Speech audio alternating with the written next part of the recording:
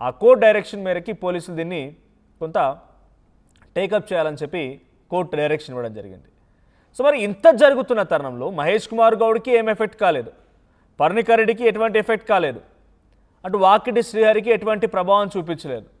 కానీ మీనాక్షి నటరాజన్ మధ్యప్రదేశ్లో రాజ్యసభ ఎన్నికల మధ్యప్రదేశ్లో రాజ్యసభ నామినేషన్ వేస్తే అక్కడ తిరస్కరణ గురైందా ఇక్కడి కేసు?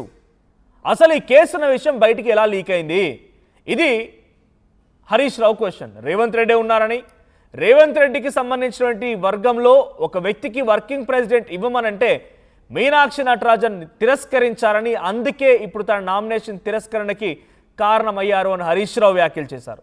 ఒకసారి ఈ విషయం పైన హరీష్ రావు ఏం మాట్లాడారో చూద్దాం. రైట్, అంతకంటే ముందు మా ప్రతినిధి మధు కూడా సిద్ధంగా ఉన్నారు. మధు, సో హరీష్ రావు వ్యాఖ్యలు నిజంగానే అనేక అనుమానాలు తావిస్తూ ఉన్నాయి.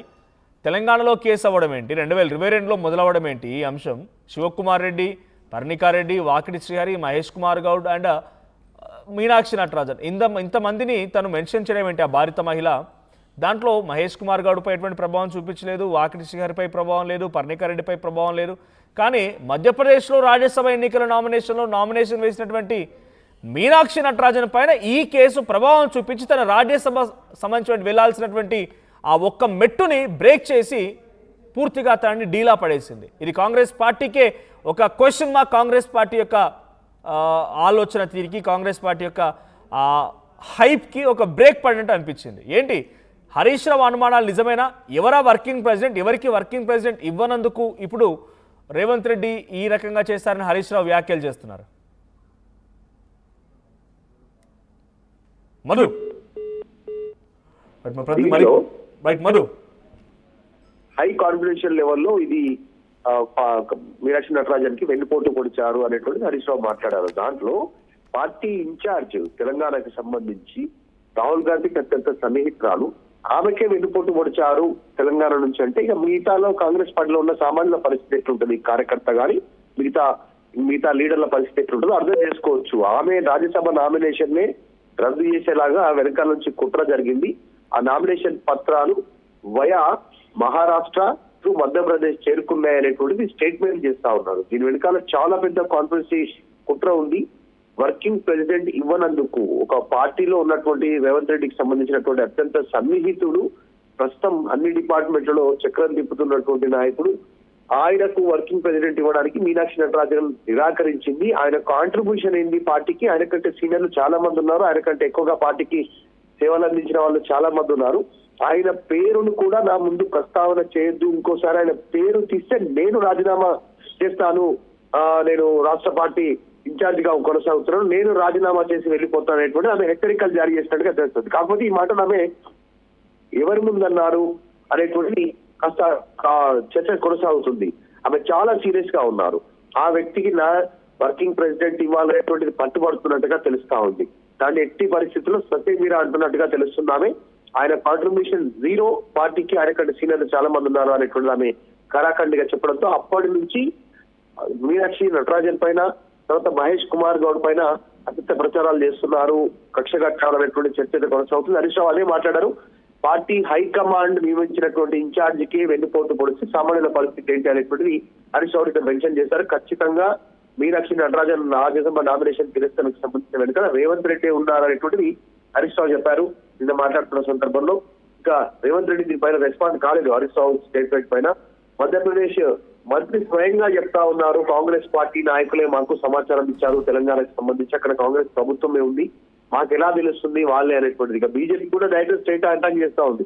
ఈసీకి కలబడుతుందా తెలంగాణలో ఆమె పైన కేసు ఉన్నటువంటి అంశం అనేటువంటిది. సో ఇక్కడ నుంచే సమాచారం ఇచ్చారనేటువంటిది మొత్తం వేళ్ళని ముఖ్యమంత్రి రేవంత్ రెడ్డి వైపు చూపిస్తా ఉన్నారు. కాకపోతే ఒక ఆ ముఖ్య నేతకు సంబంధించిన వ్యక్తికి వర్కింగ్ ప్రెసిడెంట్ ఇవ్వనందుకే ఇదంతా కుట్ర చేశారనేటువంటిది వీళ్ళంతా ఆరోపణలు చేస్తా ఉన్నారు. చూడాలి కాంగ్రెస్ అయితే ఇంతవరకు రియాక్ట్ కాలేదు హరీష్ రావు వ్యాఖ్యల పైన. అంటే నిజంగానే హరీష్ రావు వ్యాఖ్యలపైన కాంగ్రెస్ పార్టీ రియాక్ట్ అవ్వకపోయినా అనుమానాలు ఇంకా రేకెత్తిస్తూ ఉన్నాయి.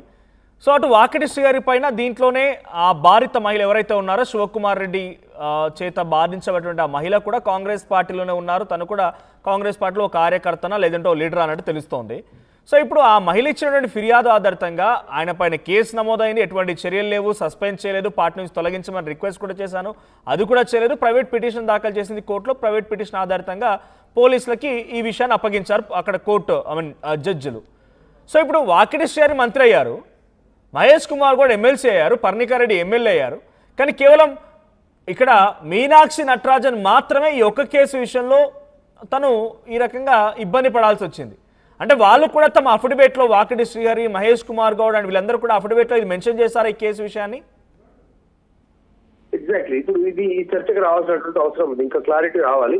ఎందుకంటే ఈ రోజు నాంపల్లి కోర్టులో మీనాక్షి నటరాజన్ సంబంధించిన కేసు హియరింగ్ కూడా ఉంది. ఈ కేసు తోటి రాజ్యసభ అవకాశం కోల్పోయారని మనందరికీ తెలిసిందే.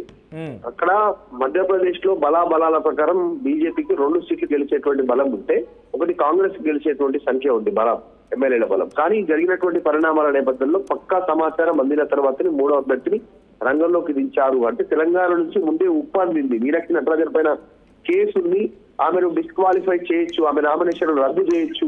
ఎందుకంటే ఆమెకు తెలియకుండా ఆపారు. కేసుకు సంబంధించిన విషయంలో గాంధీ భవన్ కు ఒక మెయిల్ వచ్చింది, గాంధీ భవన్ పార్టీ ఆఫీస్ కి ఈ కేసుకు సంబంధించిన విషయంలో. ఆ మెయిల్ ని దాచారు. ఆ మెయిల్ కి సంబంధించినటువంటి అంశంలో వివరణ ఆమెకు తెలియనివ్వలేదు. సో ఇది డిఫెక్షన్ కింద ఆమె పైన ఈజీ చర్య తీసుకున్నటువంటి సిచ్యువేషన్. ఎన్నికల కమిషన్ ఆమె నామినేషన్ రద్దు చేసింది ఏకగ్రీవంగా. జనరల్ గా క్షేత్రస్థాయిలో ఒక వార్డ్ మెంబర్ గా కంటెస్ట్ చేసిన వ్యక్తులే 1-2 సార్లు పరిశీలించి అడ్వకేట్స్ ని లేకపోతే లాయర్స్ ని పోలీసుని సంప్రదించి తమపై ఏమైనా కేసులు ఉన్నాయా అని తనిఖీ చేసుకున్న తర్వాత వాళ్ళు నామినేషన్ వేస్తూ ఉంటారు. ఒక రాజ్యసభ దట్టు ప్రతిపక్ష పార్టీ, రాహుల్ గాంధీకి అత్యంత సన్నిహితురాలు, ఒక రాష్ట్రం మొత్తానికి కాంగ్రెస్ పార్టీ ఇన్ఛార్జ్, గతంలో ఎంపీగా పనిచేసిన అనుభవం కూడా ఉంది.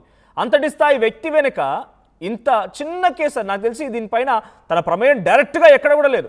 ఆ బాధితురాల్ని ఆ శివకుమార్ రెడ్డి చేత వేధించమని చెప్పో లేకుంటే ఆయన తిట్టో ఏ రకమైనటువంటి ప్రభావం కూడా తనది లేదు, తన ప్రమేయం ఏమీ లేదు.